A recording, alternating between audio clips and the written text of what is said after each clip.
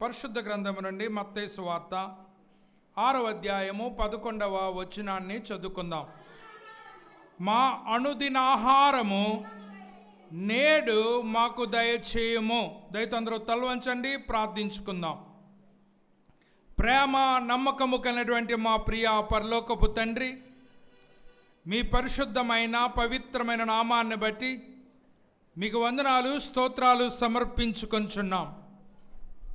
నాయన, ఈ నెలంతా మీ చల్లని రెక్కల సన్నిధిలో మమ్మల్ని అందరినీ కాచి దాచి భద్రపరిచి ఈ మే నెలలో చిట్ట చివరి పునరుద్ధాన దినమున మేమందరము మీ యొక్క సన్నిధిలోనికి చేరి మీ నామాన్ని ఏకరీతిలో గణపరచటానికి మా ఎడల మీరు అనుగ్రహించినటువంటి కృపను బట్టి సన్నుతిస్తూ ఉన్నాం.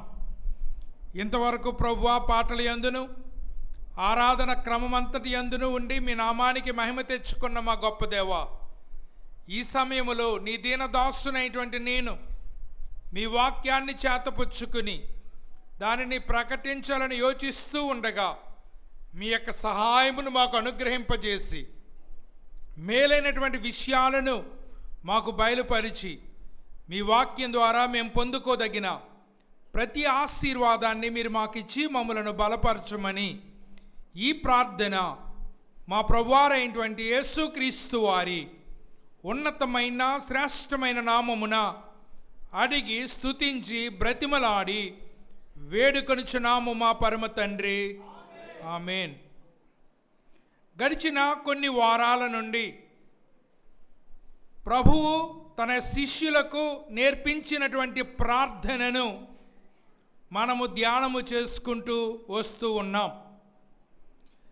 ఈ ప్రార్థన అనేటువంటిది సాక్షాత్తు యేసు ప్రభువారి చేత నేర్పింపబడింది, బోధించబడింది కనుక మనమందరము ఈ ప్రార్థనలో ఉన్నటువంటి గొప్పతనాన్ని, ఔన్నత్యాన్ని మనమందరము కూడా గుర్తించవలసినటువంటి వారమై ఉన్నాము అనేటువంటి విషయాన్ని నేను మీకు జ్ఞాపకం చేస్తూ ఉన్నాను.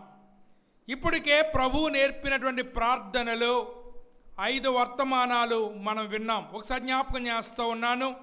మొట్టమొదటిది మాదిరికరమైనటువంటి ప్రార్థన, రెండవది పరలోకమందున్న మా తండ్రి అని నేర్చుకున్నాం, మూడవది నీ నామము పరిశుద్ధపరచబడునుగాక, నాలుగవది నీ రాజ్యము వచ్చుగాక, ఐదవది నీ చిత్తము పరలోకమందు నెరవేర్చబడినట్లు భూమి యందును నెరవేరబడునుగాక అని 5 వర్తమానాలు విన్నాం.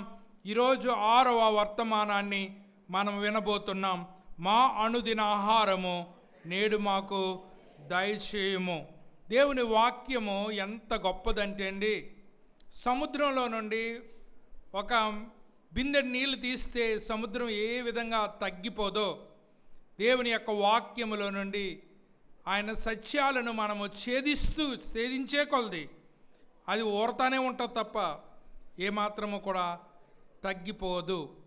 మరి సొలుగోలు చెప్పేవాళ్ళు, విమర్శించేవాళ్ళు, వీళ్ళందరూ కూడా ఎవరనంటే వాక్యాన్ని లోతుగా అధ్యయనము చేయలేని వాళ్ళు. పరలోక ప్రార్థన అంతా ప్రసంగం చెప్పొచ్చు, కానీ దీన్ని లోతుగా అర్థం చేసుకోవాలని మరి ఒక్కొక్కటి మీకు ప్రతి వారము వివరించటం అనేటువంటి జరుగుతుంది. మన జీవితం గతించిపోద్ది, కానీ బైబిల్లో ఉన్న సత్యాలను మన జీవిత కాలములో వెలికి తీసి ప్రజలకు చెప్పగలిగే అంత ఆయుస్సు మనకు లేదు అనే విషయాన్ని మీరు గమనించి, దేవుడు మనకి ఏదైతే బయలుపరుస్తున్నాడో ఆ బయలుపరిచినటువంటి విషయాలను మన జీవితాలకు అనునయించుకోవటం అనేటువంటిది చాలా ప్రాముఖ్యమైనటువంటి విషయముగా నేను మీ అందరికీ కూడా తెలియజేస్తూ ఉన్నాను. దీనిలో నుండి 4 విషయాలను ఈరోజు మీ ఎదుట నేను ఉంచాలని ఆశపడుతున్నాను. దానికి ముందుగా కొన్ని విషయాలను మనము జ్ఞాపకం చేసుకుందాం. ప్రభు అయినటువంటి యేసుక్రీస్తు వారు మత్తయి సువార్తలో మెస్సయ్యగాను రాజుగాను మనకు కనపరచబడుతూ ఉన్నాడు. మత్తయి మరి ముఖ్యంగా యూదులకు ఈ యొక్క సువార్తను రాస్తూ యేసయ్య ఎవరో కాదు, యూదులకు రాజు మెస్సయ్య, మీరు ఎవరి కొరకైతే ఎదురు చూస్తున్నారో ఆయనే ఈయన అని మనకు ఈ మత్తయి ప్రజెంట్ చేస్తున్నాడు యేసు ప్రభువారిని. మరి రాజు అంటే ఆయనకు ఒక రాజ్యం ఉండాలి కదా, రాజ్యములో రాజ్యాంగం ఉండాలి కదా. అలాగే యేసు ప్రభువారికి కూడా రాజ్యము రాబోతుంది. యేసు ప్రభువారు కూడా ఆయన రాజ్యముకు సంబంధించినటువంటి సూత్రాలను ఆయన మనకు తెలియజేస్తూ ఉన్నారు. ఆయన తెలియజేస్తున్నటువంటి సూత్రాల్లో ఆయన రాజ్యములో ఎవరైతే ఉండాలనుకుంటున్నారో అటువంటి వారికి కొన్ని లక్షణాలు అనేటువంటి అవసరం అని చెప్పి, వాళ్ళు నీతిమంతులుగా ఉండాలి. ఆ నీతిమంతులు చేసేటువంటి 3 పనులను ముందుగా ప్రభు చెప్పారు. అందులో మొదటిది ఏంటనగా గివింగ్, ఇచ్చుట గురించి చెప్పారు. ఇచ్చేటప్పుడు మీరందరికీ కనిపించేలాగా ఇవ్వకండి, మీ కుడి చేత్తో ఇచ్చింది ఎడం చేతికి తెలియకూడదు అని చెప్పారు. యేసు ప్రభువారు ప్రార్థన గురించి చెప్పారు. ప్రార్థన గురించి చెప్పేటప్పుడు మీరు ఏం చేయాలి? వేషధారులుగా కాకుండా మీరు రహస్యమందున్నటువంటి మీ తండ్రికి కనపడేటట్లు మీరు ప్రార్థన చేయండి. మరి అవిశ్వాసుల వలె ఒక విషయాన్ని 10 సార్లు ప్రస్తావిస్తూ మీరు ప్రార్థన చేయకూడదు అని మరి ప్రార్థన గురించి కూడా చెప్పారు. ఆ తర్వాత ఆయన మరి ఉపవాసం గురించి కూడా చెప్పారు. ఉపవాసం గురించి చెప్పేటప్పుడు అది మనుషులకు కనిపించేలాగా కాకుండా పరలోకమందు ఉన్నటువంటి దేవునికి కనిపించేలాగా మీరు ఉపవాసం చేయాలి. కొంతమంది ఉపవాసం ఎలా చేస్తారని అంటే, రేపు ఉపవాసం ఉంటామనగా ఇవాళ బెంగెట్టేసుకుంటారు.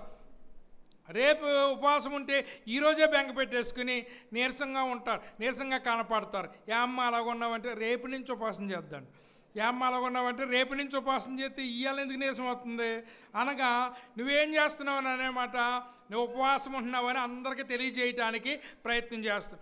నువ్వు ఉపవాసం ఉన్నావు అనేటువంటి సంగతి నీ పక్కోళ్ళకి కూడా, మీ ఇంట్లో వాళ్ళకి తెలుస్తుంది. ఎందుకంటే ఆ పూటను భోజనం చేయకపోతే నువ్వు తినలేదని మీ ఇంట్లో వాళ్ళకి తెలుస్తుంది. కానీ బయట వాళ్ళకి తెలియకుండా ఉపవాసం చేయమని చెప్పారు. నువ్వు ఒకరికి ఇచ్చినా, నువ్వు ప్రార్థన చేసినా, నువ్వు ఉపవాసం చేసినా దాని వెనకాల ఉన్న ఉద్దేశాన్ని ప్రభు చూస్తున్నాడు. నువ్వు ఉపవాసం ఉండటం ఇంపార్టెంట్ కాదు, ఉపవాసం వెనకాల ఉద్దేశం ఆయన చూస్తున్నాడు. నువ్వు ఇవ్వటం ఇంపార్టెంట్ కాదు, ఇచ్చే దాంట్లో ఉన్నటువంటి మోటివ్, ఉద్దేశాన్ని ప్రభు చూస్తూ ఉన్నాడు. నువ్వు ఎవరికైనా ఏదైనా ఇవ్వచ్చు, 10 మంది ఎదురుగుండా ఇవ్వకు. అలాగ ఇచ్చినట్లయితే ఏమవుతుందని అంటే, నీవు 10 మందికి కనపడటానికి మాత్రమే ఈ క్రియ చేస్తున్నావు, కానీ నీ మనస్సు పూర్తిగా నువ్వు చేయట్లేదు కనుక దాని వెనకాల ఉన్నటువంటి ఉద్దేశాన్ని కూడా చూస్తూ ఉన్నారు. దేవునికి ఇచ్చేటప్పుడైనా, ఎవరికైనా దానం చేసేటప్పుడైనా అందరూ చూసేలాగా పెద్ద కట్టలా కనిపించేలాగా మరి ఇవ్వకూడదు అనేటువంటి విషయాన్ని మనమందరం కూడా గమనించాలని మనవి చేస్తూ ఉన్నాం. మరి ప్రభు ఏంటంటే ఈ ప్రార్థనలో మనం ఏం చూసామనంటే, మొదటి 3 విన్నపాలు కూడా దేవునికి సంబంధించినవి. నీ నామం పరిశుద్ధపరచబడును గాక, నీ రాజ్యం వచ్చుగాక, నీ చిత్తం పరలోకమందు నెరవేర్చబడుచున్నట్లు భూమి మీద నెరవేర్చబడును గాక అనేటువంటి ఈ 3 విన్నపాలు కూడా దేవునికి సంబంధించినవి. అలాగని చెప్పేసి దేవుడు మరి మన యొక్క అవసరతలను విస్మరించలేదు. సాధారణంగా ఎవరి దగ్గర నుంచి అన్నా ఏమన్నా పొందుకోవాలంటే మనం వాళ్ళని ఏం చేయాలి? తిడితే ఎవరైనా ఇస్తారా? చెప్పండి, వాళ్ళని తిడితే ఎవరైనా ఇస్తారా మనకి? ఇప్పుడు ఈ మధ్యన అలాగే ఉందండి. రోడ్డు మీద కొంతమంది ఈ కొద్దివాళ్ళు అడుక్కుంటున్నారు. అలా 10 రూపాయలు తక్కువ వేయకూడదు. పొరపాటున మన దగ్గర కానీ 10 రూపాయలు లేవనుకోండి, మొన్న ఒకళ్ళని తిడుతున్నారు. ఏం చేసి ముఖం ఎలాగుందో వీడి దగ్గర 13 రూపాయలు కూడా 10 రూపాయలు కూడా లేవంట అని తిడుతున్నారు. ఏంటి, వేయకపోతే కూడా తిడతారన్నమాట మనకి. అది మనం వేసింది, వాళ్ళు ఏమైనా కష్టపడ్డారు దానికోసం? మనం ఇవ్వకపోతే కూడా తిట్టేటువంటి పరిస్థితి. ఇలాగైతే ఎవరికైనా ఇవ్వబుద్ధి అవుద్దా? కొంతమంది ఏమో దగ్గరికి వెళ్ళి వాళ్ళకి డబ్బులు ఇచ్చి వాళ్ళ చేత ఆశీర్వాదం తీసుకుంటున్నారు. వాళ్ళ ఆశీర్వాదింతో మంచిదట అని కొంతమంది భావంతో ఉన్నారు. మనం మరి కొన్ని చిల్లర డబ్బులు మనం వాళ్ళకి ఇస్తే మళ్ళీ దాన్ని దీవించి మళ్ళీ మనం పర్సులో వేస్తున్నారు. మా పాస్టమ్ గారికి అలాగే వేశారు. ఏమైనా తెలిసాను, ఈ పర్స్ అంతా నిండిపోద్దండి. నేను అప్పటి నుంచి చూస్తున్నాను, ఎప్పుడన్నా నిండిపోద్దేమో. అసలు ఒకరోజు కూడా నిండలేదు ఇంత వరకు. అదనమాట పరిస్థితి. అంచేత మీరు గమనించండి, ఎవరి దగ్గర నుంచి అన్నా మనం ఏదన్నా పొందుకోవాలంటే మనం ఏం చేస్తామనంటే, మనము వారిని పొగడటానికి ప్రయత్నం చేస్తాం. రాజుల దగ్గరికి వెళ్ళినప్పుడు రాజు దగ్గర ఏమనేవారనంటే, రాజు చిరంజీవగునుగాక అనేవారు. అంటే నువ్వు చిరకాలం బ్రతకాలి రాజు అని అనేవారు. అప్పుడు నీకేం కావాలి అని అడిగి రాజు కోరిక నెరవేర్చేవాడు. దేవుడు అలాంటోడు కాదు. ముందు ఆయన మన చేత పొగిడించుకుని ఆ తర్వాత మన అవసరాలు తీర్దామని ప్రార్థన నేర్పించలేదు. మనము ఆయనను స్తుతించుట అనేటువంటిది ఎంత అవసరమో మన అవసరాలు తీర్చబడుట కూడా అంతే అవసరం. ఎందుకంటే ప్రతి మనిషికి కొన్ని బేసిక్ అవసరాలు ఉన్నాయి. అందులో మొట్టమొదటిది తిండి, రెండవది బట్ట, మూడవది ఉండటానికి నివాసము. అందుచేతనే ఇది నాటు భాషలో మాట్లాడాలంటే కూడు, గుడ్డ, గూడు, ఈ మూడుని మనకు చాలా అవసరమని ఎవరికి తెలుసు? మన దేవుడికి కూడా తెలుసు. అంచేత ప్రార్థన నేర్పించేటప్పుడు ఏదో దేవుడి యొక్క ఈగో సాటిస్ఫై చేయటానికి ప్రార్థన నేర్పించలేదు. ఆ ప్రార్థన ద్వారా మన అవసరతలు కూడా తీర్చబడాలి. దేవుడు ఏది మన జీవితంలో ఎక్కువ అవసరం అనుకుంటున్నాడు అంటే, మనకి ఏమున్నా లేకపోయినా తినటానికి ఆహారం అవసరం. రెండవది, మనకి ఏమున్నా లేకపోయినా ఎదుటి వారి చేత క్షమించబడటం అవసరం. ఏదున్నా లేకపోయినా మనము దుష్టుని యొక్క చేతుల నుండి తప్పించబడటం చాలా అవసరమని దేవుడు గుర్తించి ఈ 3 విన్నపాలను మానవుని పక్షంగా దేవుడు నేర్పిస్తున్నాడు అనేటువంటి విషయాన్ని నేను మీకు జ్ఞాపకం చేస్తూ ఉన్నాను. ఈ విన్నపాలలో మనం గమనించవలసినటువంటి ముఖ్యమైన విషయం ఏంటనగా, దేవుడే మన పోషకుడు. నమ్మున అందరూ దేవస్థానం మనల్ని పోషించేవాడు ఎవరు? దేవుడే. దేవుడే మన పోషకుడు అనేటువంటి సంగతిని మనం గుర్తించాలి. ఈ ప్రార్థన నేర్పించేటప్పుడు నా అనుదినాహారము నేడు నాకు దయచేయమని చెప్పట్లేదు, మా అనుదినాహారము మాకు దయచేయమని అంటున్నాడు. ఎందుకంటే any prayer with self centred heart, స్వార్థంతో కూడినటువంటి ఏ ప్రార్థన అయినా దేవుడు దానికి జవాబు ఇవ్వడు. కొన్నిసార్లు నా అని చేయవలసి వస్తుంది. ఎందుకంటే జబ్బు నీకు వస్తే మా అందరు జబ్బు తగ్గించిన ఆయన అనకూడదు, ఎందుకంటే జబ్బు నీది అది. అంచేత కొన్నిసార్లు నా అని చేయొచ్చు, తప్పు లేదు. కానీ బేసిక్ అవసరాల విషయంలోకి వచ్చేసరికి అందరి కోసం మనం ప్రార్థన చేయాలి అని దేవుడు ప్రత్యేకించి మనకు తెలియజేస్తున్నాడు అనేటువంటి సంగతిని నేను మీకు జ్ఞాపకం చేస్తూ ఉన్నాను. అంచేతే ప్రియులారా, ఇక్కడ మీరు గమనించవలసింది ఏంటంటే, దేవుడు ఇక్కడ ప్రార్థన నేర్పించేటప్పుడు ఆయన చెప్తున్నటువంటి ముఖ్యమైనటువంటి విషయం ఏంటనగా, give us our daily bread. ఇక్కడ ఏం మాట్లాడబడింది అంటే, బ్రెడ్ అనేటువంటి మాట మాట్లాడబడింది. ప్రభు ఏం మాట ఉపయోగించారంటే బ్రెడ్ అనేటువంటి మాట ఉపయోగించారు. మన తెలుగు బైబిల్లో దాన్ని ఆహారము అని తర్జుమా చేశారు. ప్రపంచంలో ఎక్కడికి వెళ్ళినా ప్రతి చోట లభించేటువంటి ఏకైక ఆహారం ఏంటది? బ్రెడ్. బ్రెడ్ అనేటువంటిది ప్రపంచవ్యాప్తంగా ప్రజలు ఉపయోగిస్తున్నటువంటిది. మేము విదేశాలు వెళ్ళినప్పుడు చాలా కష్టాలు పడుతున్నాం. ఎందుకనంటే మనకి చిన్నప్పటి నుంచి రైస్ తినటం అలవాటు, కానీ రైస్ ఎక్కడ దొరకటం అనేటువంటిది చాలా విదేశాల్లో కష్టం. అటువంటి పరిస్థితుల్లో మనం ఏం తినవలసి వస్తుందని అంటే బ్రెడ్స్ తినవలసి వస్తుంది. బ్రెడ్స్ కానీ కేకులు కానీ ఇవన్నీ ఒకటే ఫ్యామిలీకి చెందినవి. ఇవి తిని బ్రతికేటువంటి పరిస్థితి. అయితే మన ప్రాంతంలో బ్రెడ్లు అనేటువంటివి వాడుకలో లేవు. కానీ మనకి ఎప్పుడైనా జ్వరం వచ్చినప్పుడు ఏమంటారంటే, మీరు అన్నం తినొద్దు, రొట్టె పాలు తినమని చెప్తూ ఉంటారు. అంటే దాని అర్థం ఏంటంటే, అన్నం కంటే బ్రెడ్ బలమైన ఆహారంగా గుర్తించబడ్డది ప్రపంచవ్యాప్తంగా. అందుచేతనే పేషెంట్లకి కూడా మనము పాలు బ్రెడ్ ఇవ్వటం అనేటువంటిది అలవాటు. సులువుగా జీర్ణం అవుతుంది, అధికమైనటువంటి శక్తిని ఇస్తుంది. ప్రభువు ప్రార్థన నేర్పించినప్పుడు ఆయన ఏమని చెప్పారంటే, మా అనుదిన ఆహారము అని చెప్పేటప్పుడు గివ్ us our bread అనేటువంటి మాట ఉపయోగించారు. అసలు ఈ బ్రెడ్ అనేటువంటి మాట ఎప్పుడు మొట్టమొదట ఉపయోగించబడిందని అంటే, ఆదికాండము 3వ అధ్యాయము 19వ వచనములో మనం చూసినప్పుడు ఈ బ్రెడ్ అనేటువంటి మాట బైబిల్ గ్రంథంలో మొట్టమొదటిసారి ఉపయోగించబడింది. నీవు నేలకు తిరిగి చేరు వరకు నీ ముఖపు చెమట కార్చి ఆహారము తిందువు అని అన్నాడు. ఈ ఆహారము అనేటువంటి మాట ఇంగ్లీష్లో ఏం ఉపయోగించబడింది అని అంటే బ్రెడ్ అనేటువంటి మాట ఉపయోగించబడింది. ఇది మొట్టమొదటిగా మానవుడు తయారు చేయబడిన తరువాత మానవుడు పాపం చేసినటువంటి అధ్యాయములో బ్రెడ్ అనేటువంటి మాట మొట్టమొదటిగా ఉపయోగించబడింది. అనగా ఈ లోకంలో తినటానికి మనకి ఏమున్నా లేకపోయినా బ్రెడ్ అనేటువంటిది ఉంటే దాంతో మనము సస్టైన్ అవ్వగలం, మనము సర్వైవ్ అవ్వగలం అనేటువంటి సంగతిని మనమందరం కూడా గమనించాలి. ఎందుకంటే ఈ బ్రెడ్ అనేటువంటిది పాత నిబంధన గ్రంథములో చూసినట్లయితే దేవుని యొక్క శక్తికి అది సాదృశ్యంగాను, దేవుని యొక్క సిద్ధపాటుకు అది సాదృశ్యంగాను మనకు కనపడుతుంది అనేటువంటి విషయాన్ని నేను మీకు జ్ఞాపకం చేస్తూ ఉన్నాను. ఎందుచేతనంటే ఇశ్రాయేలీయులను దేవుడు ఐగుప్తు దేశము నుండి కనాను దేశానికి నడిపించేటప్పుడు దేవుడు ఏం చెప్తున్నాడనంటే నిర్గమాకాండము 16వ అధ్యాయము 4వ వచనములో ఆయన చెప్తూ ఉన్నాడు, యెహోవా మోషేను చూచి, ఇదిగో నేను ఆకాశము నుండి మీ కొరకు ఆహారము కురిపించెదను. అద్భుతమైనటువంటి మాట అండి. ఆహారము కురిపించేదను అని అంటున్నాడు. అనగా వర్షం ఎలాగొస్తుందో ఆహారం కూడా ఆకాశము నుండి కురుస్తుందట. మీరు ఈ మధ్యన మరి కొన్ని ఫేస్బుక్లో సోషల్ మీడియాలో చూస్తుంటారు, ఒక చోట చేపల వర్షం కురిసిందంటండి. చేపల వర్షం కురిసిందట. చేపలు ఎలా కురిసినాయి అని ఆ సైంటిస్టులు ఏం చెప్తున్నారంటే, మనకి ఈ మేఘాలు నీరు ఎక్కడి నుంచి తెచ్చుకుంటాయనంటే సముద్రంలోంచి తెచ్చుకుంటాయి.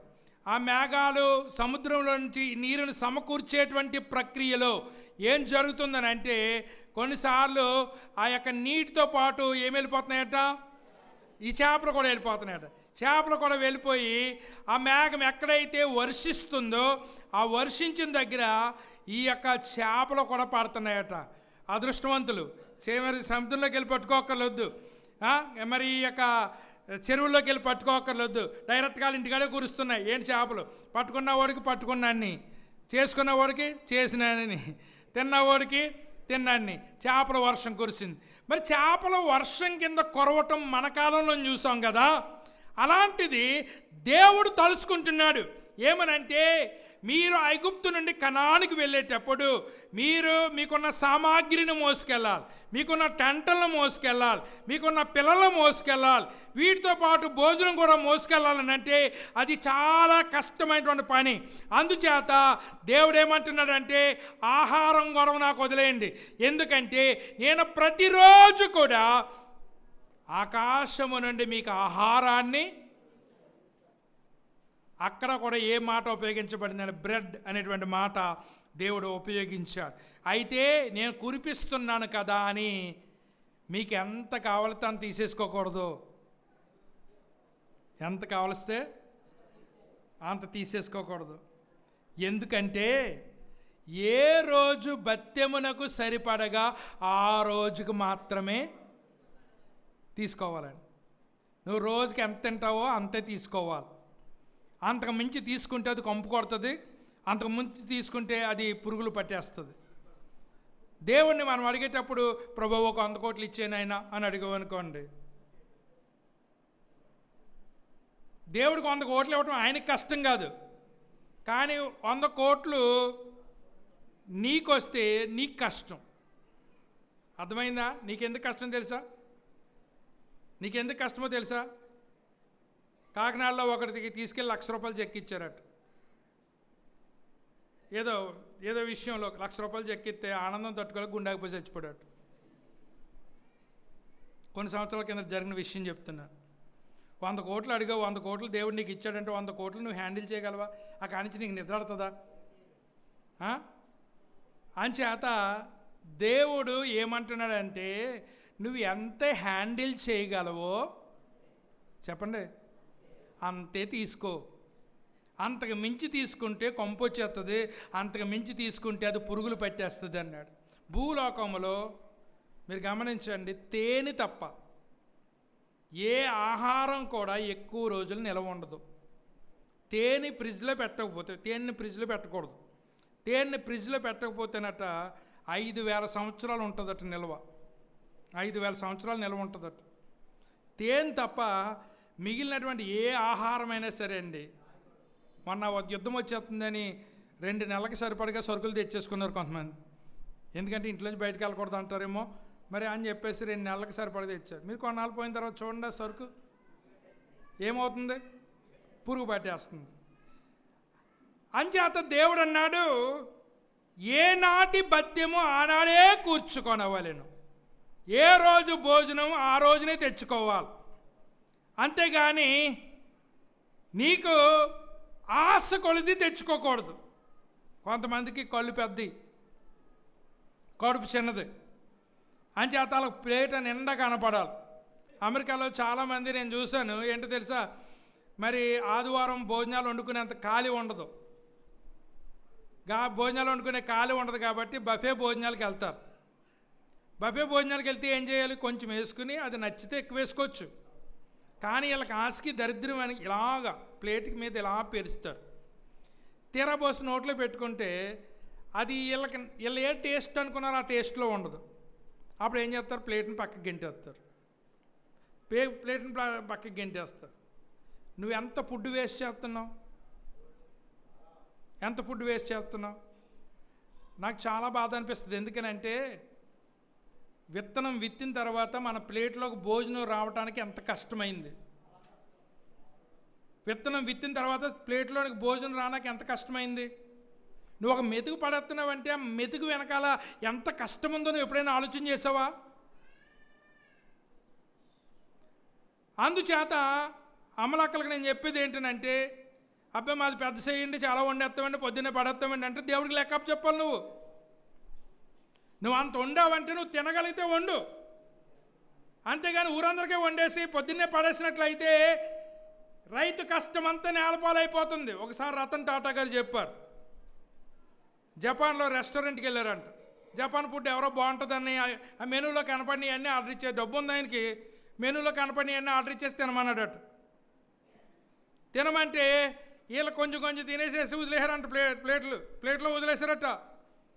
అప్పుడు ఆ సర్వీస్ చేసేటువంటి అతను వచ్చి, ఏంటి ఇది మీరు తింటారా లేదా అని అడిగారు. లేదు, వీఆర్ ఫుల్, మేము నిండిపోయాము, మేము తినమన్నారట. అయితే మీరు ఫైన్ కట్టండి, ఒక్కో ప్లేట్కి ఫైన్ కట్టాలన్నాడట.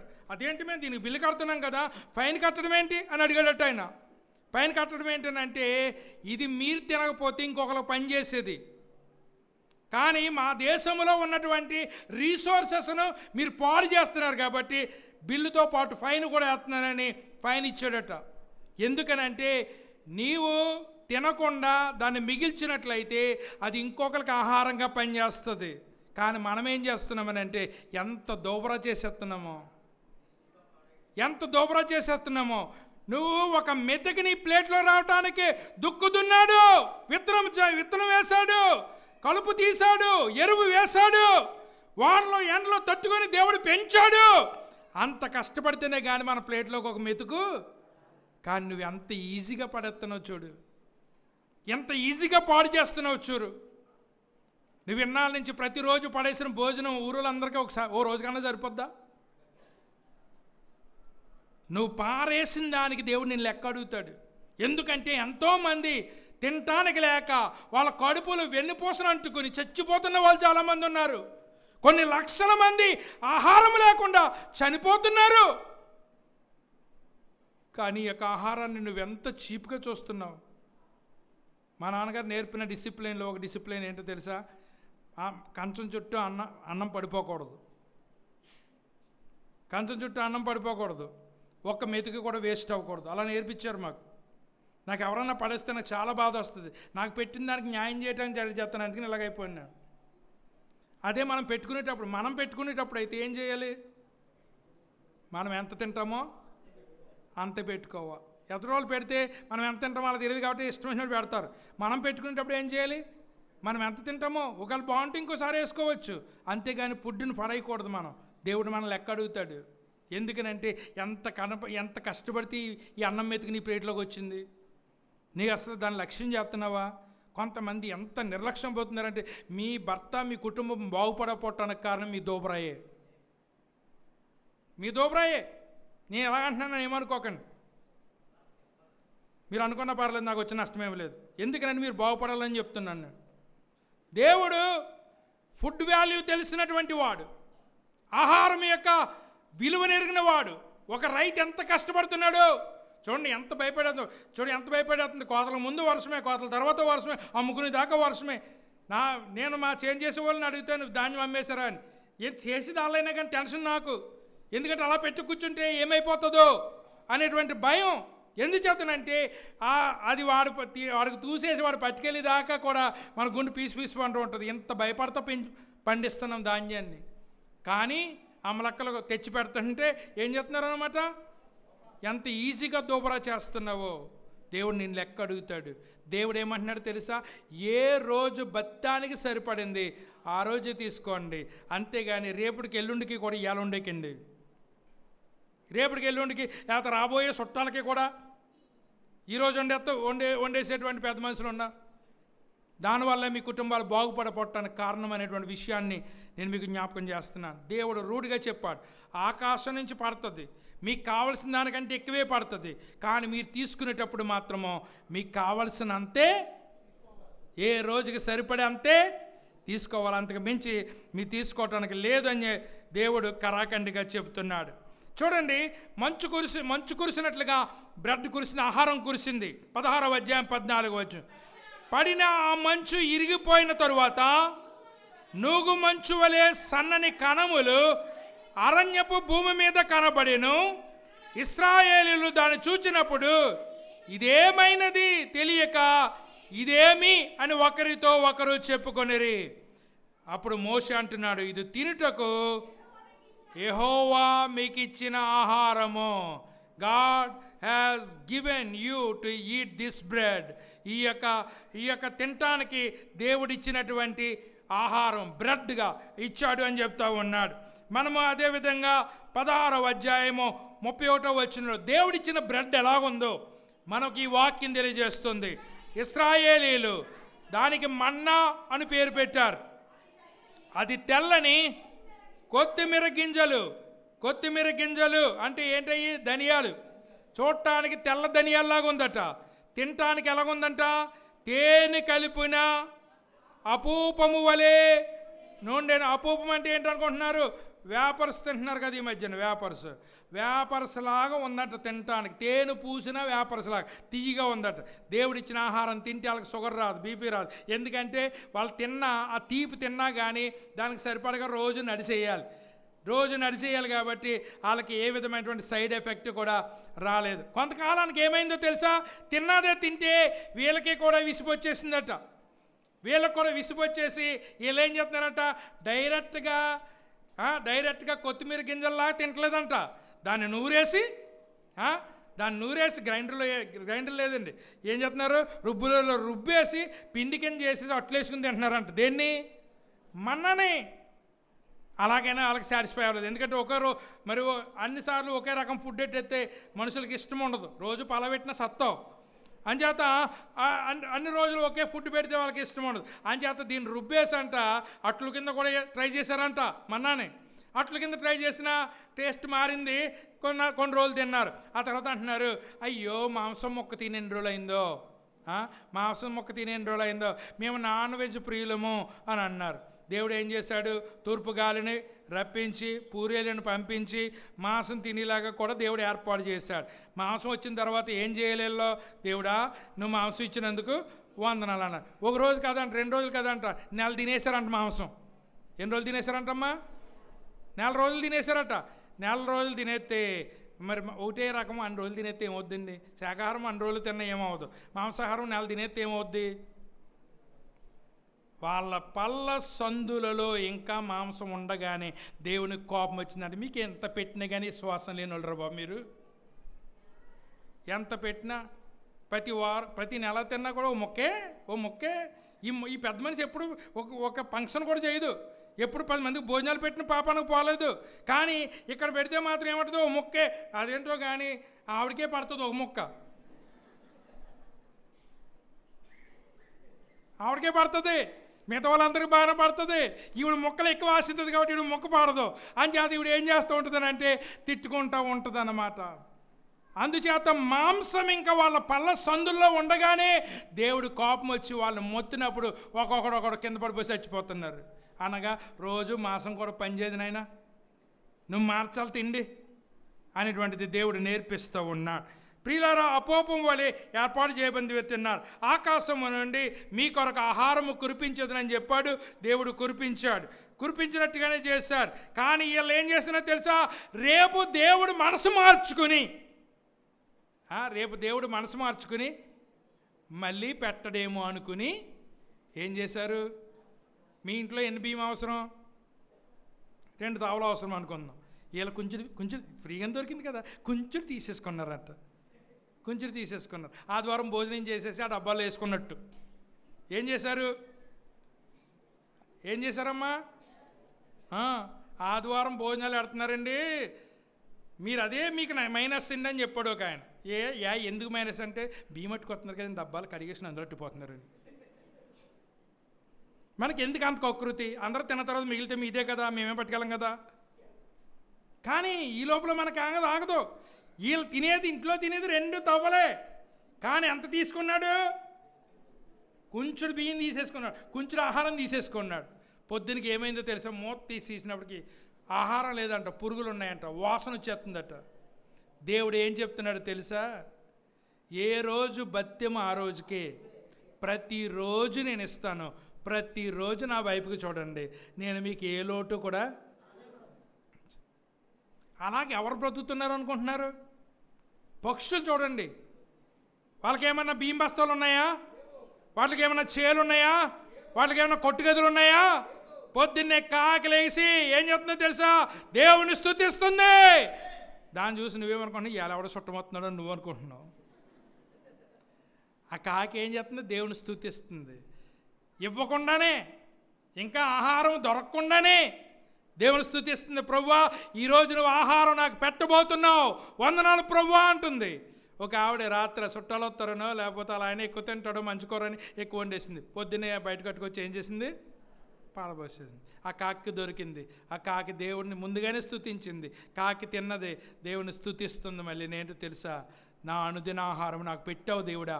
ఎందుకంటే పుట్టించినటువంటి దేవుడికి మనందరి గురించి బాధ్యత ఉంది. ఆయనకి మనందరికీ భోజనం పెట్టవలసినటువంటి బాధ్యత ఆయనకు ఉంది. అందుచేత నీవు కేవలం నీ కోసం ఆలోచన చేస్తున్నావు, నీ గేదెల కోసం ఆలోచన చేస్తున్నావు, నీకున్న మరి కోళ్ళ కోసం ఆలోచన చేస్తున్నావు. కానీ ప్రపంచంలో ఉన్నటువంటి జంతువులన్నిటి గురించి ఆలోచన చేయవలసినటువంటి వాడు ఎవరనంటే, సకల జీవులకు ఆహారం ఇచ్చేవాడు. చెప్పండి అమ్మా, ఆయనే. అందరికీ భోజనం పెట్టవలసినవాడు ఆయన. కనుక నేను ఎక్కువ కురిపించున్నాను కదా అని మీరు ఎక్కువ తీసుకోకండి, మీకు ఎంత అవసరం అదే తీసుకోండి. కానీ విశ్రాంతి దినం శనివారం రోజున ఆకాశం నుండి ఆహారం కురవదు. కనుక శుక్రవారం తీసుకుని జాగ్రత్త పెట్టుకోండి. రేపటికి ఈరోజు జాగ్రత్త పెట్టుకోండి. అన్ని రోజులు పురుగు పట్టే శ్వాసన వచ్చేది, శుక్రవారం రాత్రి మాత్రం దాచుకున్నదే పురుగు పట్టేది కాదు, వాసన వచ్చేది కాదు. నీకు అర్థం అవట్లేదా దేవుడు ఎంత కృప చూపిస్తున్నాడు నీ మీద? నీకు అర్థం అవట్లేదా దేవుడు ఎంత కృప చూపిస్తున్నాడు? అందుచేత దేవుడు ఈ ప్రార్థన మనకి ఎందుకు నేర్పిస్తున్నాడనంటే, ప్రతిరోజు మనము దేవుని మీద ఆధారపడాలనేది దేవుని చిత్తమై ఉంది. లేకపోతే నెలకో ప్రార్థన చేస్తే రేషన్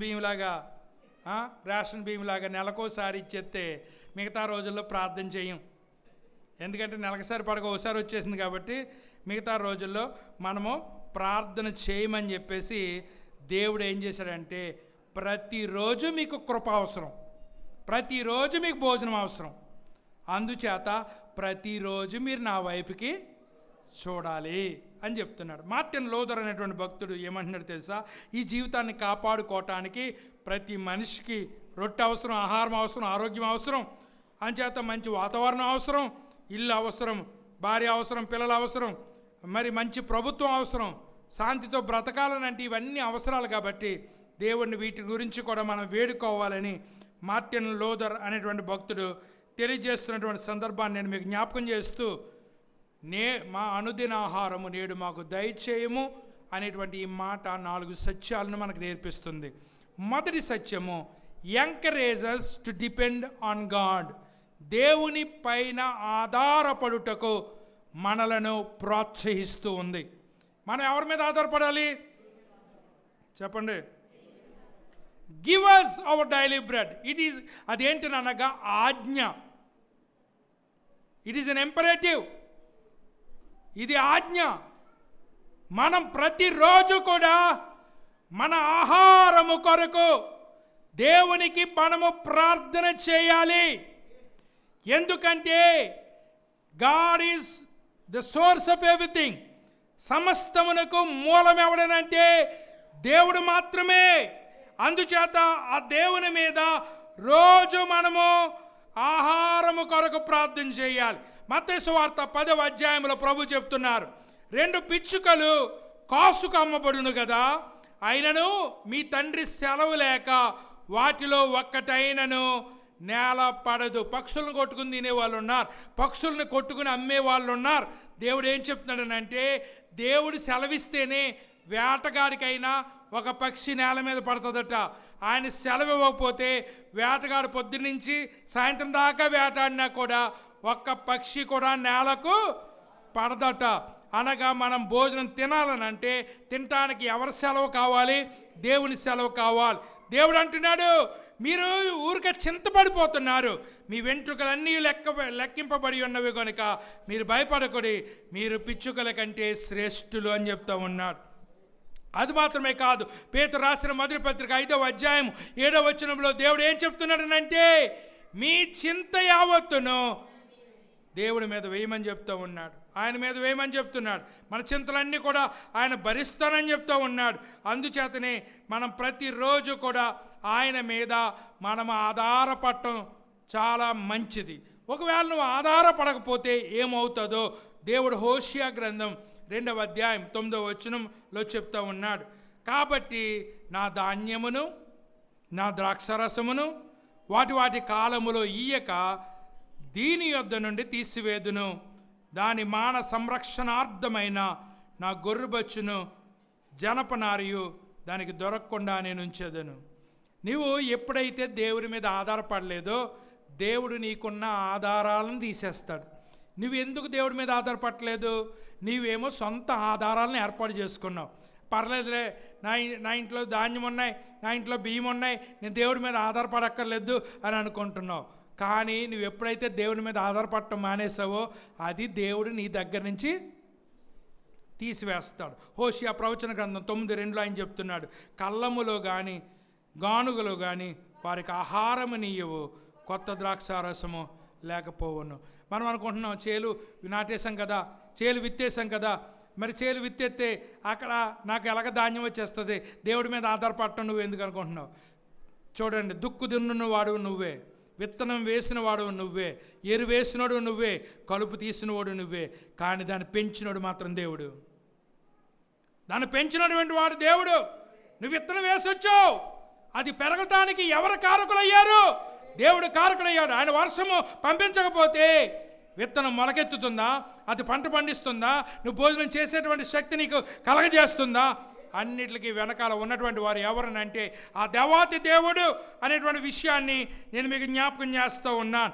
ఒకవేళ ఇప్పుడు ఏమవుద్దనంటే నువ్వు దేవుడి మీద ఆధారపడకపోతే దేవుడు అంటున్నాడు నీకు ఆహారం ఇవ్వనన్నాడు. ఓకే అండి, ఆధారపడకపోతే నీకు ఆహారం ఇవ్వనన్నాడు. కనుక మనం అందరం ఖచ్చితంగా ఎవరి మీద ఆధారపడాలి? దేవుడి మీద ఆధారపడకపోతే మొట్టమొదటి దేవుడు ఆహారం ఇవ్వనన్నాడు. రెండవది ఆహారము తినకుండా చేసేస్తానంటున్నాడు. తినకుండా చేసేస్తానంటున్నాడు. 107వ కీర్తన, భోజన పదార్థములన్నీ వారి ప్రాణమునకు అసహ్యమగును, వారి మరణ ద్వారములు. అమ్మా, నువ్వు ఎంత తిండిగాడు అయినా, ఎంత తిండిపోతు అయినా, ఒక రోజున ఫుడ్ మీద అసహ్యం వచ్చేలా చేస్తాడు దేవుడు. ఏం చేస్తాడమ్మా? ఎవరు మాట్లాడతారు? మీకు అసహ్యం రాదు.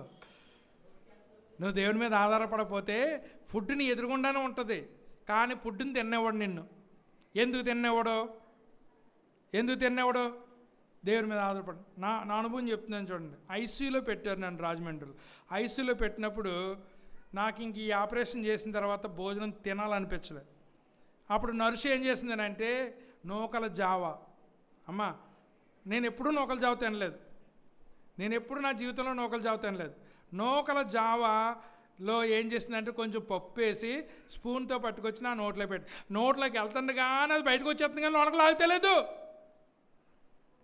ఆ ఫుడ్ మీద నాకు అసహ్యం వచ్చేసింది అనమాట. ఇంటికి వెళ్ళిన తర్వాత వాళ్ళు ఇంత లిస్ట్ ఇచ్చి ఈ ప్రకారంగా పెట్టడం భోజనం అన్నారు. ఈ ప్రకారంగా భోజనం పెట్టమంటే ఒక ఉప్పు లేకుండా, ఒక కారం లేకుండా, నూనె కాకుండా నీళ్ళతో వండేసి పెట్టితే ఎలా ఉంటుందండి? ప్రభు అన్నీ ఉండి ఇంత కారం ఏంటి నాయనా నాకు అని కొన్ని రోజులు వాళ్ళు చెప్పినట్టే విన్నాను. ఒక ఆయన వచ్చి అన్నాడు, నేను డాక్టర్ గారిని అడిగానండి, పలానా తినొచ్చు అంట అన్నారు. ఇప్పుడు అప్పుడే పెట్టమన్నారు మా పాస్టమ్మ గారు. ఇప్పుడు అప్పుడే పెట్టమని అంటే పర్లేదు ఏం పెట్టండి అన్నా. ఆ రోజు నుంచి ఇంకా అన్నీ తినేస్తున్నాను, పోతాం ఉంటామని. ఏం చేతనంటే ఒక్క కష్టం వచ్చినప్పుడు ఆ ఫుడ్ మీద మనకే విరక్తి వచ్చేద్దండి. ఈ ఫుడ్ వల్లే కదా నా బతుకెలాగైపోయింది అని దేవుడి మీద ఆధారపడకపోతే ఏమవుతుందో తెలుసా? దేవుడు ఆహారం ఇవ్వటం మానేస్తాడట. రెండవది, దేవుడి మీద ఆధారపడకపోతే ఏం చేస్తాడో తెలుసా? దేవుడు ఫుడ్ ఇస్తాడు కానీ తినకుండా చేసేస్తాడట. ఇప్పుడు చాలామంది పరిస్థితి అదే. నా చిన్నప్పటి నుంచి ఆవకాయ పచ్చడి అంటే ఎంత ఇష్టమో. మొన్న 3 రోజులు వేసుకుని ఎవరు ఇచ్చారండి? 3 రోజులు తిన్నానండి. 30 రోజులు బాధపడ్డానండి. 30 రోజులు బాధపడ్డాను. బీపీ ట్యాబ్లెట్ సరిపోవట్లేదు. మళ్ళీ పవర్ పెంచి చేసుకున్నాను. ఇప్పుడు ఏదో కంట్రోల్లోకి వచ్చాను. నాకు చాలా టెంప్టేషన్ వచ్చేస్తుంది. ఏంటి? ఆవకాయ చూస్తుంటే, కానీ తిన్నకలేదు. ప్రభు ఆహారం ఇచ్చావు కానీ దాని మీద నువ్వు ఏం చేస్తున్నావు? అసహ్యం కలిగిస్తుంది, తినటానికి లేనటువంటి పరిస్థితి. నాకు స్వీట్లు అంటే చిన్నప్పటి నుంచి నాకు ఇష్టం కాదు, కానీ షుగర్ వచ్చిన తర్వాత స్వీట్లు తినాలనిపిస్తుంది. ఇదేంటో, చిన్నప్పటి నుంచి నేను స్వీట్లు ఎప్పుడు తినేవాడిని కాదు. ఈ షుగర్ వచ్చిన తర్వాత స్వీట్లు చూస్తుంటే టెంప్టేషన్ వచ్చేస్తుంది. మరి అది తింటే ఒకటి తింటే ఏమవుతుంది? ఇంత పొడికెళ్ళిపోతుంది షుగర్. అప్పుడు భయం వేసేస్తుంది. ప్రభు అన్నీ ఇచ్చావు కానీ తినటానికి లేదు. ప్రభు అన్నారు, ఒక చోట వాక్యాలు ఏమైనా తెస్తే లోపలికి వెళ్ళేది నేను ఏం చేద్దు, బయటకు వచ్చేది పాడు చేద్దు కానీ స్తుతించి తినే అన్నాడు. కొన్నిసార్లు అలాగే తింటున్నాం, మరి ఏం చేస్తాం? కానీ ఎంత కష్టమో తెలుసా, ఎదురుగుండా ఉండి కూడా తిన్నాక లేకపోతే అది ఎంత దారుణం. చాలామంది పరిస్థితి ఇదే. నవ్వుతున్న వాళ్ళారా, మీకు కూడా షుగర్ ఉంటే ఉంటుంది. మీరు ఇప్పుడు చెక్ చేయించుకోరు. మీకు ఏదో ఒకటి తీవ్రమైనది వస్తే అప్పుడు చెక్ చేయించుకోవడానికి వెళ్తారు. అప్పుడు అంటాడు, ఎప్పటి నుంచో ఉందమ్మా, HbA1c చాలా పొడుగు ఉందా అని చెప్తారు. అప్పుడు అర్థమవుతుంది నీకు పరిస్థితి. అంచేత ఏం చేయాలి తెలుసా? దేవుడా, ప్రతిరోజు నేను నీ మీదే ఆధారపడతాను, నీ మీద ఆధారపడతాను. మా ఆధారం నువ్వే. నువ్వు లేకపోతే మాకు ఆధారమే లేదు. నువ్వు ఇస్తేనే మాకు ఏదైనా కలిగి ఉంటాం, నువ్వు ఇస్తేనే తింటాం, నువ్వు ఇవ్వకపోతే మేము తినేటువంటి పరిస్థితుల్లో లేం ప్రభువా అని ఆ దేవుని మీద ఆధారపడటానికి, దేవుని మీద ఆధారపడితే ఒక్కరోజు కూడా ఉపవాసం ఉండక్కర్లేదు. చూడు, నువ్వు నేను భోజనం లేక ఉపవాసం ఉంటున్నావేమో కానీ మన చుట్టూ ఉన్నటువంటి పక్షులు, మన చుట్టూ ఉన్నటువంటి జంతువులు ఉపవాసం ఉండక్కర్లేకుండా రోజు ఆహారం పెడుతున్నాడు దేవుడు. 104వ కీర్తన 27, 28, 29. తగిన కాలమున నీవు వాటికి ఆహారం ఇచ్చేదవని, ఇవన్నీ మానవుడు తప్ప జీవులన్నీ పెంపుడు కుక్కలు తప్ప. పెంపుడు కుక్కలకి ఎలా వేసేస్తారు? ఏంటి? వానర్ వేసేస్తాడు. మరి ఈది కుక్కలకి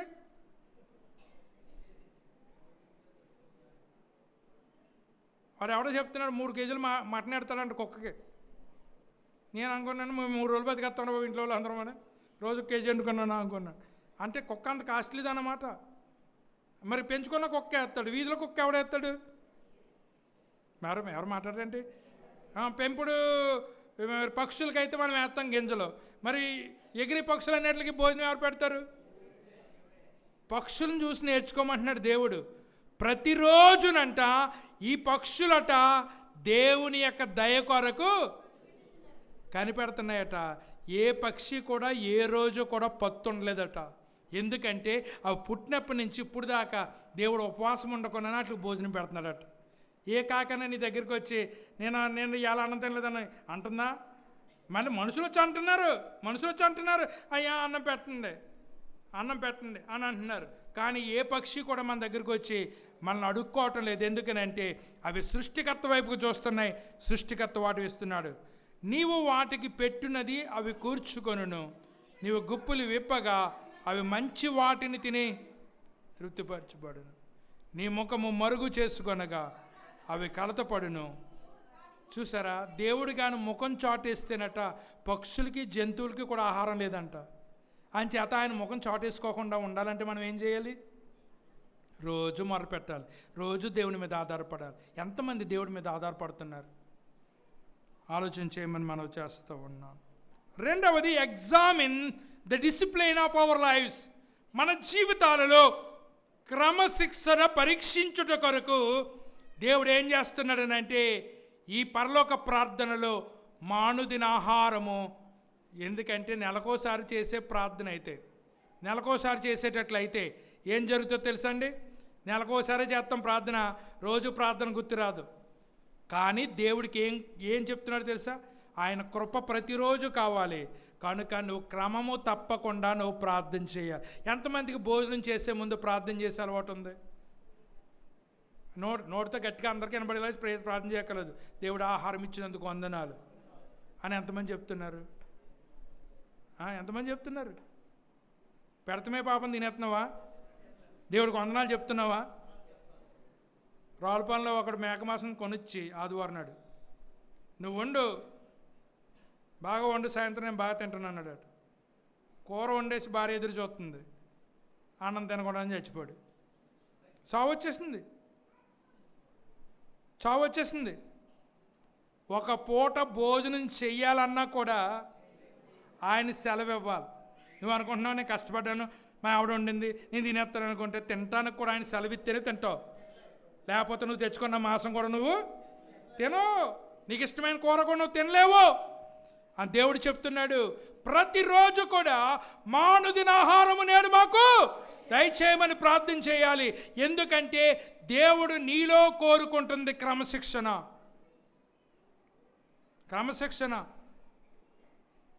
దేవుడు అంటున్నాడు, అక్రమము చేయవారో నా ఇద్దరు నుండి తొలగిపోండి. దేవుడు క్రమమైన వాడు. చర్చి 10 గంటలకు రావాలి, 11 గంటలకు కూడా డోర్ తీస్తున్నారు. ఎంత దౌర్భాగ్యమో చూడు. దేవుడికి ఒక 2 గంటలు ఇవ్వలేవా నువ్వు? క్రమం కలిగినటువంటి దేవుడిని ఆరాధిస్తున్నావు, ఎంత క్రమంగా ఉండాలి. నాకు మంచం మీద లేకపోతే అవదు ఉదయమే, కానీ నా బాడీని లేపుకుంటున్నాను. ఎందుకు తెలుసా? క్రమమైన దేవుని కింద నేను పనిచేస్తున్నాను, నేను క్రమం కలిగి ఉండాలని. నేను అదే ప్రార్థన చేస్తున్నాను. దేవుడు పనిచేసే వాళ్ళందరికీ ఏముండాలో తెలుసా? క్రమము, భయం ఉండాలి. లేకపోతే మనం ఆయన సేవ చేయలేము. పొద్దున్న 7 గంటలకు వెళ్ళాలి ఉచ్చులారిపేట. నేను ఎక్కడ తప్పిపోతానో క్రమాన్ని నేను దేవుని విషయంలో భయపడుతూనే ఉంటాను. అలాంటిది వారానికి ఒకసారి దర్శనం ఇచ్చేటువంటి మీరు, చాలామంది శుక్రవారం ప్రార్థన కూడా రారు, దర్శనం ఇచ్చేటువంటి మీరు ఆ రోజు కూడా నువ్వు క్రమంగా రాలేకపోతున్నావు అంటే దేవుని యొక్క దీవెనలు నువ్వు ఎలా ఎక్స్పెక్ట్ చేస్తున్నావు? క్రమం లేని చోట దేవుడు పనిచేయడు, అద్భుతాలు జరగవు. దేవుడు ఏం చేశారు? 5 రొట్టెలను 2 చిన్న చేపలను పంచిపెట్టే ముందు ఆయన అన్నాడు, వారందరినీ పంక్తిలో కూర్చోబెట్టండి, క్రమంగా కూర్చోమనండి. క్రమంగా కూర్చున్న తర్వాత దేవుడు అద్భుతం చేశాడు. వీళ్ళందరూ భోజనం చేయగా ఇంకా 12 గంపలు. మీరు గమనించండి, క్రమం లేని చోట అద్భుతాలు జరగవు. క్రమం, ప్రతిదానికి ఒక క్రమం ఉంది. డాక్టర్లు ఉన్నారా? ఎమర్జెన్సీ అయితే ఎప్పుడైనా వస్తారు, కానీ రొటీన్గా వాళ్ళు దేనికి వస్తారు? దాన్ని ఏమంటారు? రొటీన్గా ప్రతి పేషెంట్ని చెక్ చేస్తూ వస్తారు కదా, దాన్ని ఏమంటారు? రౌండ్కి వస్తారు. రౌండ్కి వచ్చినప్పుడు వాళ్ళు క్రమంగానే వస్తారు. డాక్టర్ గారు 10 గంటలకు రౌండ్కి వస్తారు, మనం రెడీగా ఉంటాం. అవునా కదా? మరి డాక్టర్ దగ్గర నువ్వు అంత రెడీగా ఉన్నప్పుడు పరమ వైద్యుడి దగ్గర నువ్వు ఎంత క్రమం కలిగి ఉండాలి? దేవుడు నీ దగ్గర నుంచి ఆశిస్తుంది ఏంటంటే క్రమం. 30వ అధ్యాయము సామెతల గ్రంథంలో దేవుడు చెప్తా ఉన్నాడు. భక్తుడు దేవుడిని ఏమని అడుగుతున్నాడు తెలుసా? ప్రభువా, నన్ను ధనవంతుని చేసేయకు. ధనవంతుని చేసినట్లయితే నా కడుపు నిండిపోయి దేవుడు ఎవడో అంటానేమో. అంటావా? డబ్బు ఎక్కువైపోతే ఏమంటావు? దేవుడు ఎవడో, దేవుడితో నాకు పని ఏంటి అని అంటావు. అదే డబ్బులు లేవు అనుకోండి, భోజనం వండుకోనకు కూడా నీ దగ్గర లేదు అనుకోండి పరిస్థితి, అప్పుడు ఏం చేస్తావు? నువ్వు భోజనాన్ని దొంగిలింతావు. అప్పుడు ఎవరికి అవమానం? దేవుడికి అవమానం. అంచేత నన్ను ఉన్నవాడిని చేయకు నాయనా, లేనోడిని చేయకు, నన్ను మధ్యరకంగా నువ్వు నన్ను ఉంచు ప్రభువా అనగా ఈ భక్తుడు కూడా ఏం కోరుకుంటున్నాడో తెలుసా? కఠిన పేదరికాన్ని కోరుకోవట్లేదు, అష్టైశ్వర్యాన్ని కోరుకోవట్లేదు. నాకు తగినంత నేను తినగలిగే ఆహారం ఏ రోజు ఆ రోజు పెడితే చాలునైనా నేను తృప్తి పడతాను అని క్రమము కలిగిన దేవుణ్ణి ఈ మనిషి అడుగుతున్నటువంటి విషయాన్ని నేను మీకు జ్ఞాపకం చేస్తూ ఉన్నాను. భక్తులైనటువంటి పౌలు గారు చెప్తూ ఉన్నారు, సంతుష్టికరమైన దైవభక్తి గొప్ప లాభ సాధకము. మీ లోకములోనికి ఏమి తేలేదు, దీనిలో నుండి ఏమీ తీసుకుపోలేము. కాగా అన్న వస్త్రములు గలవారమయుండి వాటితో తృప్తి పొందుదము. కోరికలు గుర్రాలైతే జీవితం అంతా కూడా చాలా సమస్యలను ఎదుర్కోవాల్సి వస్తుంది. మన స్తోమతకు తగ్గట్టుగా మనం బ్రతకడానికి ప్రయత్నం చేసినప్పుడు దేవుడు కృపనిస్తాడు, దేవుడు మనల్ని నడిపిస్తాడు అనేటువంటి విషయాన్ని నేను మీకు జ్ఞాపకం చేస్తున్నా. కనుక నీకు ఎప్పుడు భోజనం కలిగినా దేవుడికి వందనాలు చెప్పు. దేవుడు నీ వల్లే నాకు ఈ భోజనం కలిగింది. తింటున్నప్పుడు స్తుతించిన మనం ఏం పని చేసినా దేవుడికి వందనాలు చెప్పవలసినటువంటి పరిస్థితి ఉంది అనేటువంటి విషయాన్ని నేను మీకు జ్ఞాపకం చేస్తున్నా. ఒక్కసారి దేవుడి మీద భారం వేసేస్తే మనం ఇంకా చింతించవలసిన అవసరము లేదు. ఎందుకంటే ఒక తల్లిగా ఒక తండ్రిగా మనకు చాలా టెన్షన్లు ఉంటాయి. అవి పిల్లలకు అర్థం కాదు, చాలా సందర్భాల్లో పిల్లలకు అర్థం కాదు. చింత అనేటువంటిది ఏం చేస్తుందో తెలుసా? మనకు రోగాలు రావటానికి మెయిన్ కారణం ఏంటంటే స్ట్రెస్. ఆ స్ట్రెస్ ఎవరి మీద ఉంటుంది అంటే బాధ్యత కలిగిన వాళ్ళ మీద ఉంటుంది. బాధ్యత లేనోడికి గొడవ ఉండదు. కొంతమంది తల్లిదండ్రులు కూడా బాధ్యత లేకుండా ఉంటారు. బాధ్యత లేనోడికి ఇంకా స్ట్రెస్ అనేది ఉండదు. అర్థమైందండి? కనుక ఒక తల్లిగా ఒక తండ్రిగా మనకేముందంటే స్ట్రెస్ ఉంది. మన పిల్లల్ని సెటిల్ చేయాలి, మన పిల్లలు బాగుండాలి అనేటువంటి స్ట్రెస్ మనకు ఉంటుంది. బాధ్యత ఎవరి మీదకి వస్తాడికి అర్థమవుతుంది బాధ్యత అంటే ఏంటో. ఎదటోళ్ళు బాధ్యతలు చేస్తున్నప్పుడు మనకు అర్థం అవ్వదు. అర్థమైందండి? అంచేత మనందరికీ కొన్ని బాధ్యతలు ఉన్నాయి. ఈ బాధ్యతల్లో ఒకటి తిండి, రెండవది వస్త్రం, మూడవది గూడు. ఈ 3 బేసిక్ అవసరాలను దేవుడు మనకు తీర్చవలసిన వాడై ఉన్నాడు. ఆయన మీద బాధ్యత ఉంది. అయితే మనం ఏం చేయాలి? ఏం వేసుకుంటానా, ఆదివారం ఏం కట్టుకోవాలని శనివారం నుంచి టెన్షన్ ఎందుకు నీకు? అంత బట్టలు లేకుండా ఉన్నావా? ఒకప్పుడు బట్టలు లేకుండా ఉండేవారు, కరెక్టే. ఈ రోజున బీరువాలు సరిపోలేనట్టు బట్టలు దేవుడు నీకు ఇచ్చాడు. మరి ఇంకెందుకు టెన్షను? ఒకప్పుడు ఒక ఉల్లిపాయకి పక్కింటికి వెళ్ళేదాను, తోడు బియ్యానికి పక్కింటికి వెళ్ళేదాను. ఈ రోజున దేవుడు నీకే ఇచ్చే పొజిషన్ ఇచ్చాడు. ఇంకా టెన్షన్ ఎందుకు? అయినా మనకు అన్నీ ఉన్నా ఏం తింటామా, ఏం త్రాగుతామా, ఏమి ధరింతామా అనేటువంటి టెన్షను మన జీవితాలకు వచ్చేసి అక్కర్లేని రోగాలు వచ్చినాయి. రేపటి గొడవ రేపటి సరిపోద్ది, ఈ రోజు గురించి ఆలోచించి రేపటి గొడవ రేపు సరిపోద్ది. పిల్లాడు ఒక 6 రోజుల ముందు చెప్పాడు, ఏమని? ట్యూషన్ ఫీజు కట్టాలి, లేకపోతే మరి బళ్ళోకి రావద్దు అంటున్నారు అని చెప్పాడు వాళ్ళ నాన్నకి. వీడు మాట సేరేసేసాడు. వారం రోజుల నుంచి ఎవరు టెన్షన్ పడాలి? తండ్రి టెన్షన్ పడాలి. డబ్బు ఉన్నవాడికి అయితే ఏ టెన్షన్లు ఉండవు, డబ్బు లేనివాడికి టెన్షన్ పడాలి. కొన్ని టెన్షన్లు తప్పదు. ఎందుకనంటే మనం ఒక కుటుంబాన్ని, ఒక వ్యవస్థని మనం మోస్తున్నప్పుడు ఈ టెన్షన్లు అనేటువంటివి తప్పదు అనేటువంటి విషయాన్ని నేను మీకు జ్ఞాపకం చేస్తున్నాను. కానీ ఒక విషయం మీరు గమనించండి, ఈరోజు ఒకటి నీకు అవసరమైతే, నేను కాకినాడ బైబిల్ క్లాస్లో చెప్పాను, ఎందుకంటే ఈ పాస్టర్లకి ఎంతసేపు అవసరాలే. నేనేం చెప్పాను తెలుసా? ఈరోజు నీకు అవసరం, కానీ దేవుడు ఈ అవసరాన్ని తీర్చడానికి ఎన్నో సంవత్సరాల ముందు సిద్ధపాటు చేశాడు. దేవుని స్తోత్రం చెప్పండి. మీకు అర్థం అవ్వాలంటే 2 విషయాలు చెప్తున్నా. యాకోబుకు వాళ్ళ కుమారులకు కరువు వస్తుందని దేవుడు ఎన్నో సంవత్సరాల ముందే ఎరిగాడు. ఎన్నో సంవత్సరాల ముందు ఆయనకి తెలుసు వీళ్ళకి కరువు వస్తుంది, వాళ్ళకి ఆహారం లేకుండా అయిపోతారని తెలుసు. 17 సంవత్సరాల ముందే యోసేపును ఏం చేశాడు? ఐగుప్తు దేశానికి పంపించి పంట మీద అధికారిగా చేశాడు. చూసారా? 17 సంవత్సరాల తర్వాత వచ్చే కరువుకి దేవుడు ఎప్పుడు సిద్ధపాటు చేశాడో మీకు అర్థమైందా? అవసరం ఈరోజు, అవసరం తీర్చడానికి 17 సంవత్సరాల ముందు దేవుడు సిద్ధపాటు చేశాడు. అది నీకు అర్థం అవదు. మా పాపను లండన్ పంపించేటప్పుడు మాకు డబ్బులు అవసరమైంది. మేము దేవుడి దగ్గర కనిపెడుతున్నాం. ఎందుకంటే నేను ఆవిడ దగ్గర ఒకరికి ఇవ్వటమే కానీ ఇంకొకరి దగ్గర చేయి చెప్పడం నేను అలవాటు చేసుకోలేదు మా తండ్రి గారి దగ్గర నుంచి. మేము ప్రార్థన చేస్తుంటే మా పాస్టర్ గారు సెల్కో మెసేజ్ వచ్చింది, నా సెల్కో మెసేజ్ వచ్చింది. మెసేజ్ ఏంటంటే మీరు ఎల్ఐసి కట్టారు, దాని టైం అయిపోయింది కాబట్టి మీ డబ్బులు మీకు ఇచ్చేస్తాం, కనుక మీరు కేవైసీ సబ్మిట్ చేయండి అని మెసేజ్లు వచ్చినాయి ఆవిడకి నాకు. కరెక్ట్గా ఈ పిల్ల వెళ్ళటానికి 15 రోజుల ముందు మేము ఆ పిల్ల పుట్టకముందు కట్టాము ఎల్ఐసి. మీకు గుర్తుపెట్టుకోండి, 25 సంవత్సరాల కింద కట్టింది. ఈ రోజున డబ్బులు అవసరం అవుతాయని దేవుడికి తెలుసు. ఆ డేటు కూడా మేము మర్చిపోయాం, ఎప్పుడు వస్తుందో మాకు తెలియదు. కానీ మెసేజ్ వచ్చింది, ఆ పేపర్లు పట్టుకెళ్ళి అక్కడ సబ్మిట్ చేసాం. వెళ్ళటానికి 14 రోజుల ముందు ఆ అకౌంట్లో డబ్బులు పడ్డాయి. దేవుడు ఎంత అద్భుతమైన దేవుడు చూడండి. మన డబ్బులే, కానీ 25 సంవత్సరాల కిందట నేను కట్టమన్న ఓడు ఆయనే. ఎందుకంటే 25 సంవత్సరాల తర్వాత ఈ అవసరం వస్తుందని ముందుగానే దేవుడు ఏం చేస్తాడో తెలుసా, సిద్ధపడ్డాడు. కనుక నీకు ఎప్పుడు ఏది అవసరమైనా సరే దేవుడు ఇమ్మీడియట్గా అప్పటికప్పుడు చేసేయట్లేదు, దానికి ఎప్పుడో సిద్ధపాటు కలగజేశాడు. కనుక టెన్షన్ పడక్కర్లా.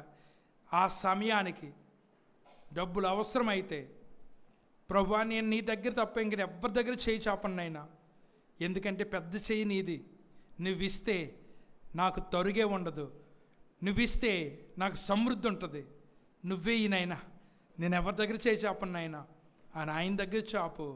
ఆయన ఎప్పుడు కూడా నేను సిగ్గుపడనిచ్చేటువంటి దేవుడు. కానీ నమ్మని వాళ్ళ దేవుని స్తోత్రం చెప్ప, అవునా కదా? కనుక నాకు అవసరం అనుకుంటే దేవుడు నాకు ఇస్తాడు. ఇల్లు విషయంలో అలాగే చేశాడు, జాయ్ పెళ్లి విషయంలో అలాగే చేశాడు. డబ్బులు లేకున్నటువంటి పరిస్థితిలో ఆ టయానికి దేవుడు డబ్బులు ఇచ్చాడు. ఒక్కరోజు ముందు కూడా డబ్బులు ఇచ్చాడు, దేవుడు కార్యం చేశాడు. ఇలాంటివి మా జీవితంలో చెప్పుకుంటూ పోతే లెక్కలేనటువంటి కార్యాలు చేస్తాడు. ఆయన నమ్మకుండా ఎలా ఉంటాం? ఆయన యందు విశ్వాసం లేకుండా ఎలా ఉంటాం? ఎందుకనంటే ఆయన మన దేవుడు. ఆయన అంటున్నాడు, ఏ రోజు ప్రార్థన ఆ రోజు మా అనుదిన ఆహారము నేడు మాకు దయచేయము. దేవుడు డైలీ సప్లై చేస్తున్నాడు. చూసారా, మనం తినడానికి రెండు తవల అవసరం, ప్రపంచం తినడానికి ఎన్ని టన్నులు అవసరం? ఆ టన్నులన్నీ ఎవరు సరఫరా చేస్తున్నారు? ప్రతి జీవరాశికి ఆహారం ఆయన ఇస్తున్నాడు. ఆయనకి ఎంత అవసరం.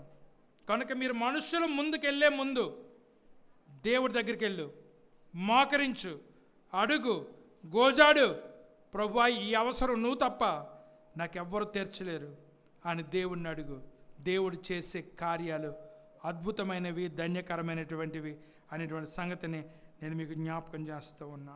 దేవుని వాక్యం ఏం తెలియజేస్తుందో తెలుసా? మనిషి రొట్టె వలన మాత్రం జీవించడు కానీ దేవుడి నోటి నుండి వచ్చే ప్రతి మాట వలన జీవిస్తుంది. దేవుడు మాట్లాడాడు కాబట్టి మనకి ఈ ధాన్యం తయారైంది, దేవుడు మాట్లాడాడు కాబట్టి ఈ రొట్టె తయారైంది, దేవుడు మాట్లాడాడు కాబట్టి మనం తినగలుగుతున్నాం. అది అంతా కూడా దేవుని కృప. 4వ సత్యం, enlarge our prayer to pray. ప్రార్థించే మన బాధ్యతను విశాలపరుచుట. ఎందుకంటే ఎప్పుడు కూడా మనకేమనిపిస్తుంది అంటే నా నా నా నా కోసమే ప్రార్థన చేయాలనిపిస్తుంది. కానీ దేవుడు ఏమంటున్నాడంటే నా కోసం కాదు నాయన, మా కోసం చెయ్యి. అందరూ బాగుండాలి, అందులో నేను ఉండాలి, అంతేగాని నేను ఒక్కనే బాగుండాలని కోరుకోకు. ఎందుకంటే దేవుడి దగ్గర మనం అందరం కూడా లెక్క చెప్పాలి. నీకు ఒకటి నిండితే సరిపోద్దా? అందరికీ నిండిపోయినట్టేనా? 10 మంది ఉన్నారు, భోజనం చేస్తారా అని అడగడం, అందులో అప్పుడే టిఫిన్ చేసి వచ్చాడు అని అంటున్నాడు. ఎవరికొద్దండి అని నీకెళ్ళి తెలుసు? వీడు ఇప్పుడే టిఫిన్ తిన్నాడు కాబట్టి వీడు చెప్పేస్తున్నాడు, నాకు వద్దండి అనొచ్చు కదా. ఎవరికొద్దు అంటున్నాడు? మిగతా వాళ్ళందరూ తిట్టుకుంటున్నారు అన్ని. ఏంటి వీడికి ఆకలి ఎత్తలేదని ఇంకా ఎవరికొద్దు అంటున్నాడు అని మిగతా వాళ్ళందరూ తిట్టుకుంటున్నారు. నీ గురించి నువ్వు చెప్పు, అంతేగాని ఎదుటి గురించి చెప్పుకో. దేవుడు ఏమంటున్నాడు తెలుసా? ఆకలి అందరికీ వేస్తుంది, ఆకలి అందరికీ వేస్తుంది. ఆహారం అందరికీ అవసరం. కొంతమంది ప్రార్థన చేసుకునే ఓపుకున్న వాళ్ళు ఉన్నారు, కొంతమంది ప్రార్థన చేసుకునే ఓపిక లేని వాళ్ళు ఉన్నారు. అందరి కోసం ఎవరు చేయాలి? మనమే చేయాలి. అంచేత నా నుండి మనం ఎక్కడ ప్రమోట్ అవ్వాలి తెలుసా? మాకు ప్రమోట్ అవ్వాలి. అమ్మా, నా నుండి దేనికి ప్రమోట్ అవ్వాలి? మాకు ప్రమోట్ అవ్వాలి. మా అనేటువంటి దృక్పథంలోనికి మనం రావాలి. సంఘం అంటే బిల్డింగ్ కాదు, సంఘం అంటే మనమందరం ఒకటి. మనందరి బాధ్యత కూడా అందరి కొరకు అందరూ ప్రార్థన చేయవలసినటువంటిది బాధ్యత. ఒకవేళ ఇంతవరకు నువ్వు సంకుచితమైనటువంటి మనస్సుతో నీ కోసమే ప్రార్థన చేస్తున్నావేమో, దేవుడు ఈరోజు మాట్లాడుతున్నాడు, అమ్మ నా తీసేసి మా అంటూ నేర్చుకోమ్మా. నీతో పాటు ఇతరులు కూడా బాగుంటారు, ఇతరులు కూడా ఆశీర్వదింపడతారు. 2 విషయాలు మీకు చెప్పాలనుకుంటున్నాను ఈరోజు. పరిశుద్ధాత్ముడు మన మీదకి వచ్చినప్పుడు మనము శక్తిని పొందుకుంటాం అని వాక్యం చెప్పింది. ఆల్రెడీ పరిశుద్ధాత్మ మన మీదకి వచ్చింది, శక్తిని పొందుకున్నాం. మళ్ళీ ఇంకా శక్తి రమ్మని మరి అడగండి. ఆల్రెడీ శక్తి మీ దగ్గర ఉంది, దాన్ని ఉపయోగించండి.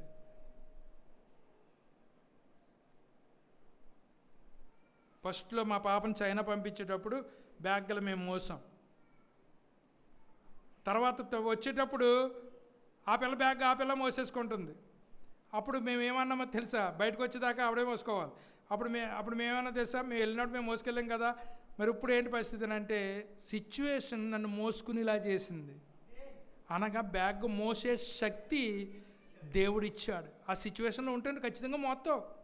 మోసే వాళ్ళు ఉంటే మోయించుకుంటావు, లేదా నువ్వే మోయవలసి వస్తే చెప్పండి. అంటే శక్తి నీలో ఆల్రెడీ ఉంది, నువ్వు దాన్ని ఉపయోగించుకుంటే తెలుస్తుంది నువ్వు ఈ బ్యాగ్ మోయగలనని. అందుచేత పరిశుద్ధాత్మను మన మీదకి వచ్చినప్పుడే శక్తి మన మీదకి వచ్చింది. మనందరికీ శక్తి ఉంది. ఆ శక్తిని మనం ఏం చేయాలి? అభ్యాసం ఎక్సర్సైజ్ చేయాలి. ఎక్సర్సైజ్ చేస్తేనే మనకు శక్తి ఉందని మనకు అర్థమవుతుంది. రెండవది, రోజు ఆశీర్వాదాల కొరకు ప్రార్థన చేయి. ఎంతసేపు నా దేవుడు నాకు అది ఇది గొడవే అడుక్కునేవాళ్ళగా.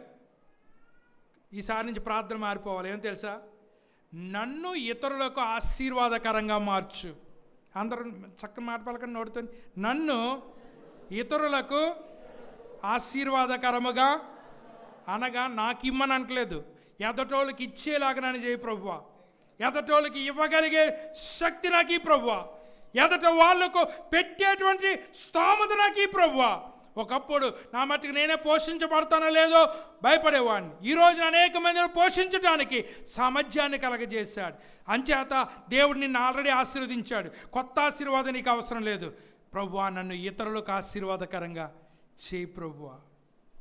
ఇది ఎంత విశాలంగా ఉందండి ఈ ప్రార్థన.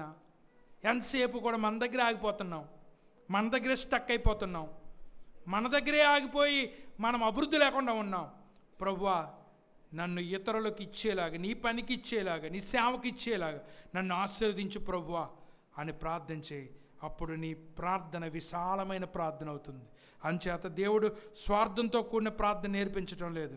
మీరు అందరి కోసం ప్రార్థన చేయండి. నాకొక్కరు కడుపు నిండితేనే సంతోషం కాదు, అందరి కడుపులో నిండాలి, అందరికీ ఆహారం ఉండాలి, అందరూ కూడా దేవుని యొక్క కృపను అనుభవించాలి, దేవుని యొక్క దీవెన అనుభవించాలి అనేటువంటిది మన ప్రార్థన అయి ఉంది. ఒకవేళ ఇంతవరకు ఇన్నాళ్ళ నుంచి, ఇన్ని సంవత్సరాల నుంచి స్వార్థంతో కూడిన ప్రార్థన చేస్తూ ఉన్నట్లయితే ఈరోజు నిర్ణయించుకుందాం. ఏమంటో తెలుసా, దేవుడా, స్వార్థాన్ని విడిచిపెట్టి అందరి కోసం ప్రార్థన చేస్తాను. నేను సంకుచితమైన మనస్సులో నుండి విశాలమైనటువంటి మనస్సులోనికి వచ్చి నిన్ను వేడతాను. ప్రతిరోజు నేను నీ మీద ఆధారపడతాను. నీ మీద ఆధారపడేవాడిని నువ్వెన్నడూ సిగ్గుపరిచేటువంటి దేవుడువు కావని దేవుడిని బ్రతిమాలుకుంటూ ఆయన సన్నిధిలో మనం ఆయన కృప మీద, ఆయన మీద ఆధారపడటానికి ప్రయాసపడదాం. అట్టి కృప పరిశుద్ధాత్మ దేవుడు మనందరికీ అనుగ్రహించి నడిపించునుగాక.